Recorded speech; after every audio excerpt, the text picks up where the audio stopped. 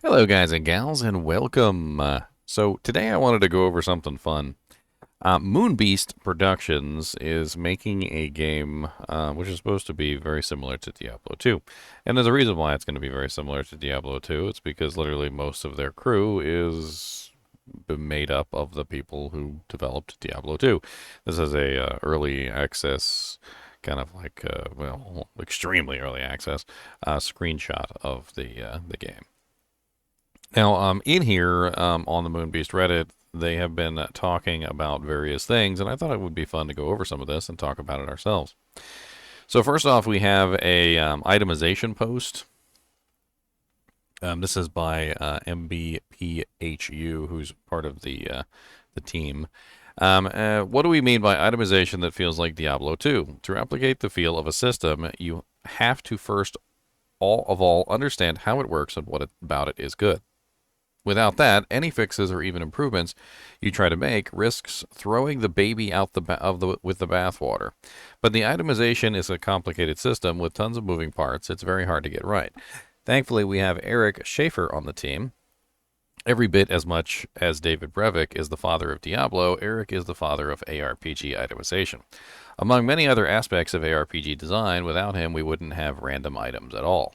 I'm sure you'd rather hear from him directly, but Eric's got that close-lipped Germanic thing going on, so I'm going to try to write down all the things I've learned from him, and he'll step in and correct me if I'm wrong.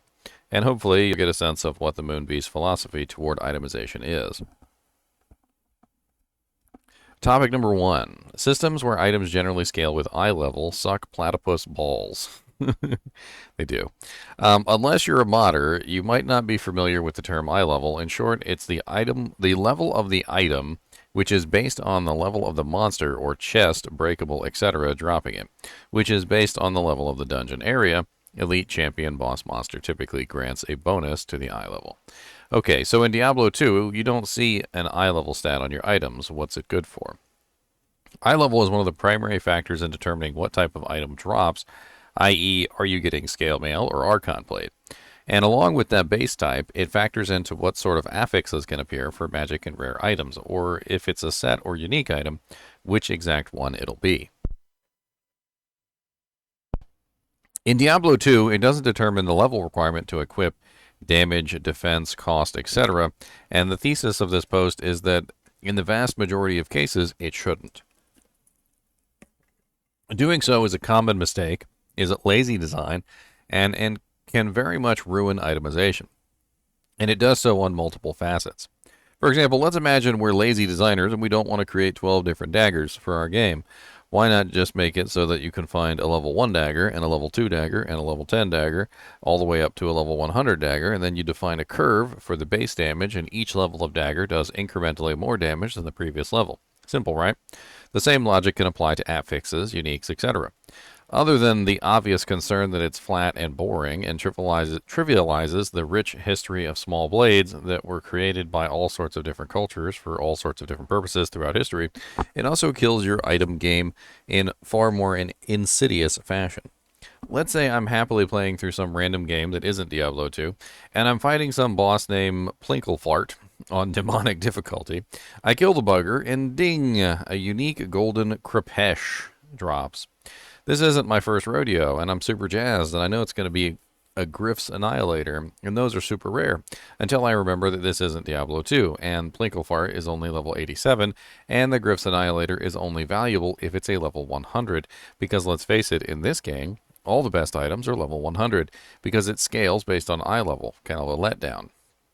Yeah, it gets worse. If everything scales based on my level, because I'm only level 75 right now, what's the point? Nothing I find has any chance of being truly good, because just get this part of the game over with, and that's also why the answer to this conundrum isn't just get to level 100.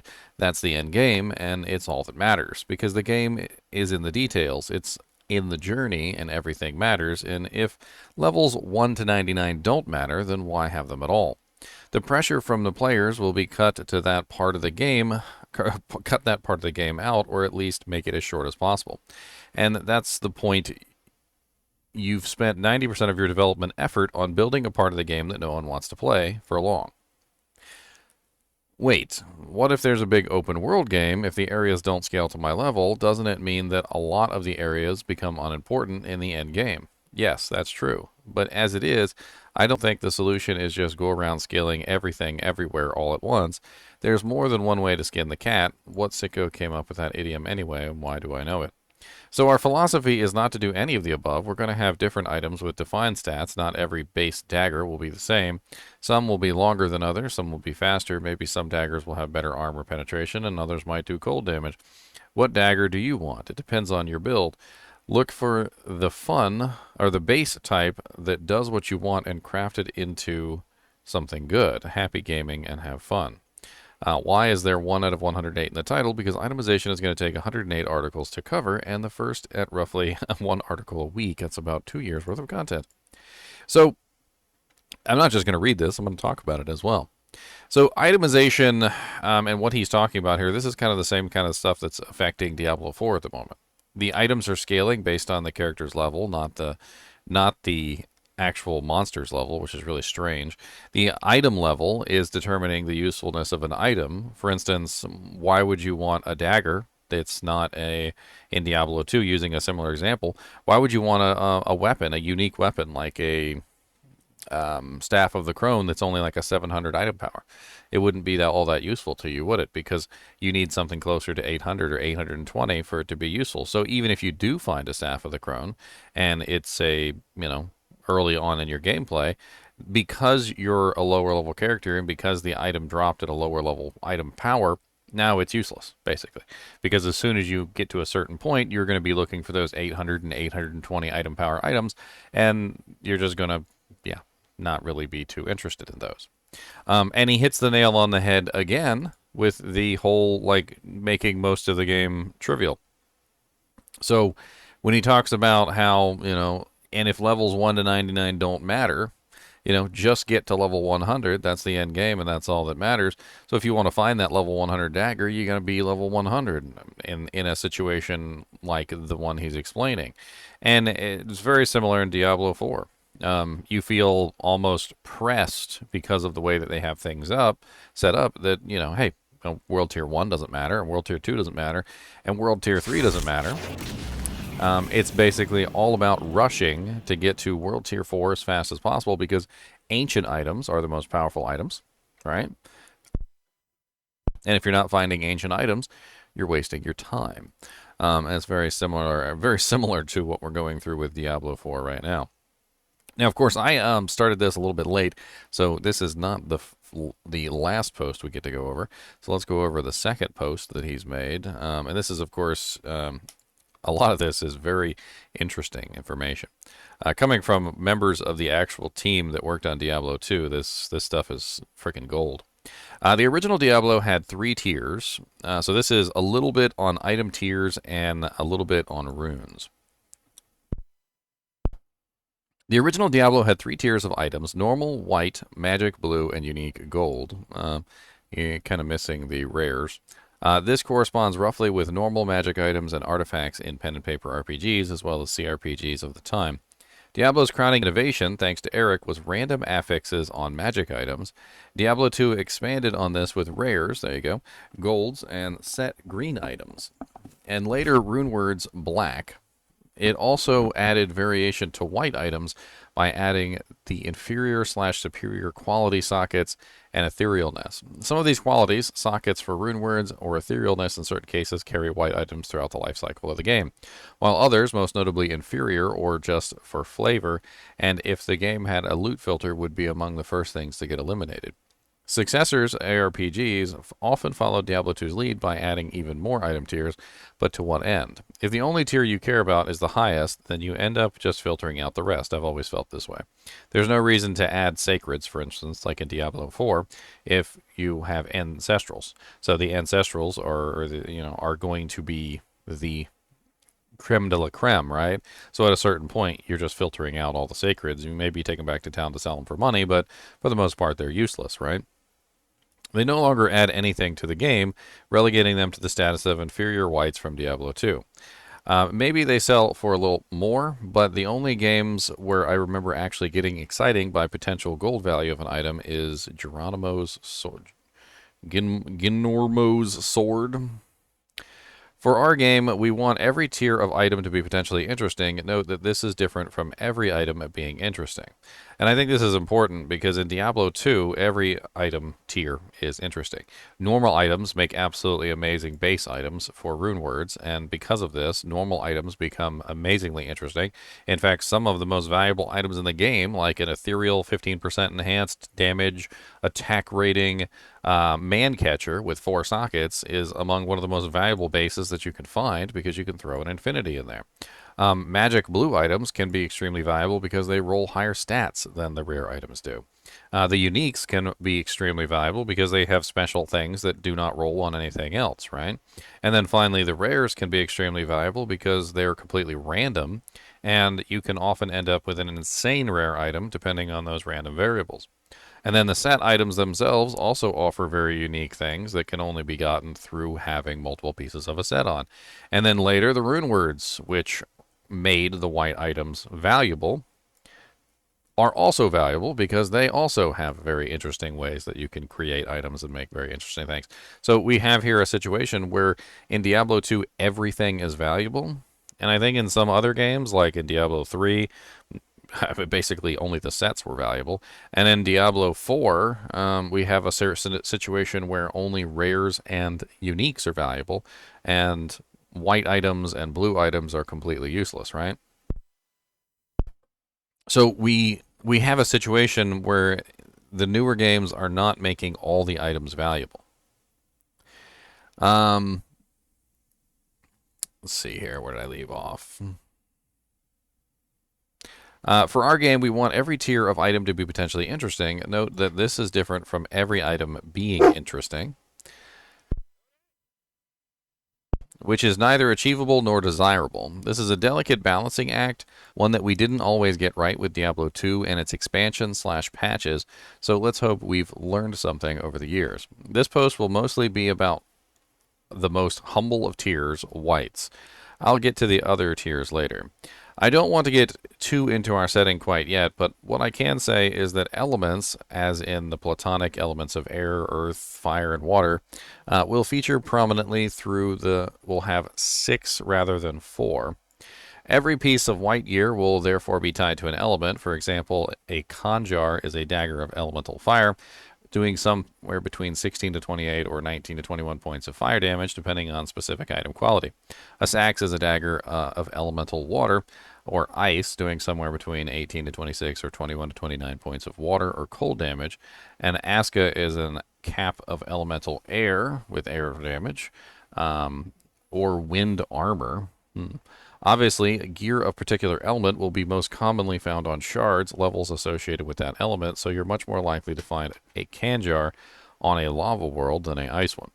White items are the purest expression of their element, binding them with non-fire enchantments, while adding abilities often lessens their core self. Note, however, that socketing them with gems or jewels doesn't diminish them. For one, they were designed for that purpose, and for another, unlike enchantments, they're embedded outside of the item rather than within it. If your goal is to do the maximum amount of fire damage with a single weapon or skill, find the highest possible quality base white weapon, hone it with enchantments or pure fire, socket it with gems and runes to get a few extra minor abilities, and it probably won't enable any interesting builds, but it'll do the job it was meant for.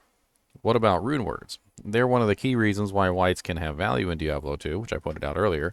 I'll be the first to admit that the precise implementation of rune words in Diablo II LOD was far from perfect, but I'm going to argue that the core idea of runes and rune words is a very good one.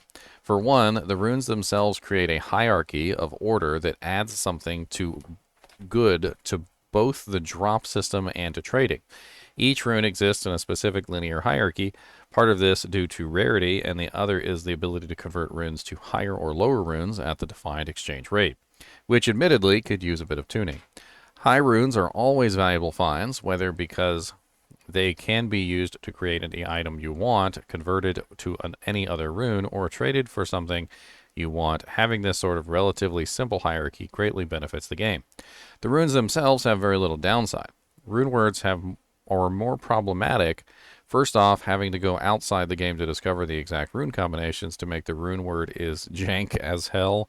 Secondly, rune words should have all the trappings of uniques in terms of appearance, both icons and in world. This is something that's in Diablo 2 that was always an issue, was that basically whenever you made a rune word, yeah, the rune word was really powerful, the rune word did some really cool things, but it looked like a regular base item that you would put on your character. No special graphics, no special glow.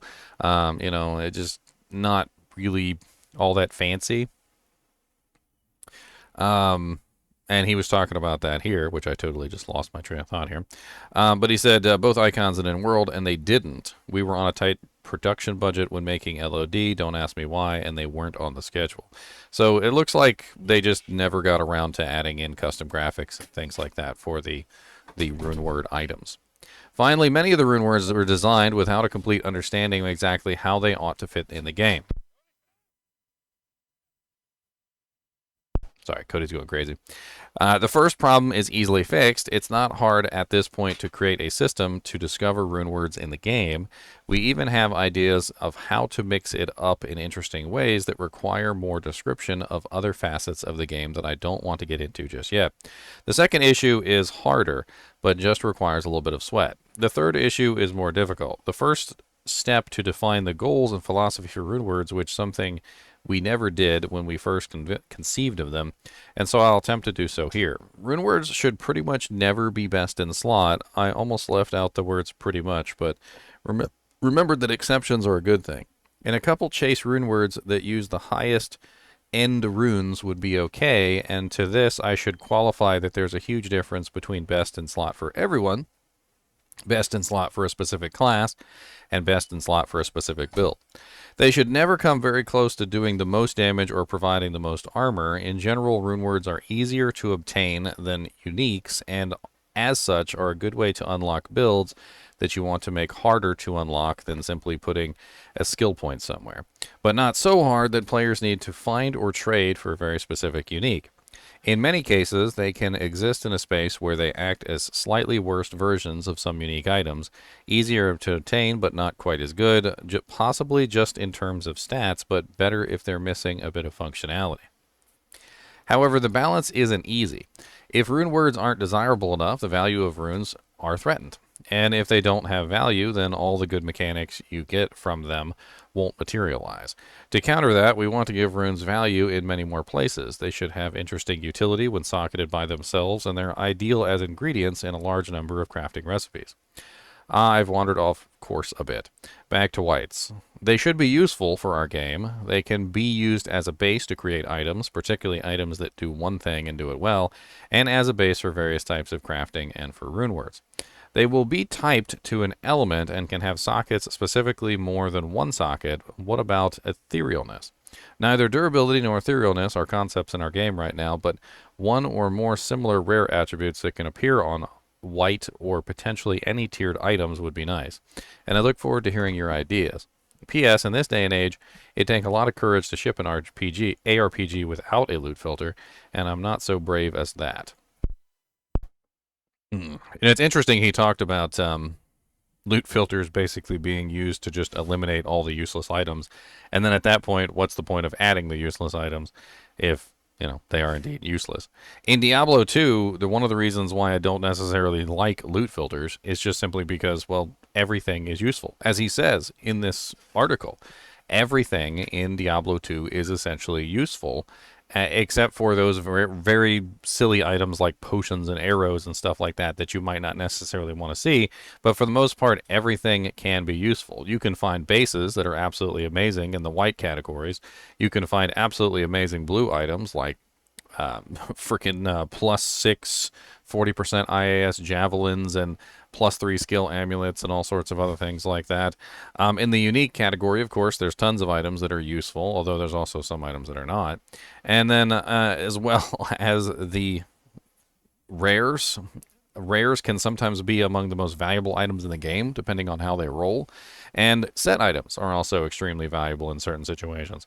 So there's really nothing in the game that drops for Diablo 2 that isn't valuable.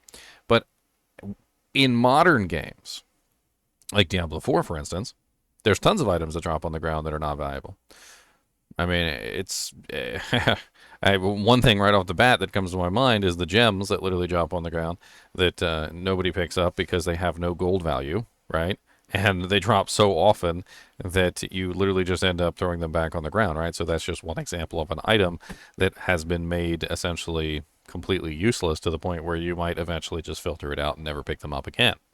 Um, I don't really find Diablo 2 to be that kind of a game because most, if not all, of the items have some sort of value, either to sell for gold, to bring back and store in your stash for later, with the exception of some of the consumable items. And I will say that the consumable items in Diablo, some of them are completely useless, like the throwing potions.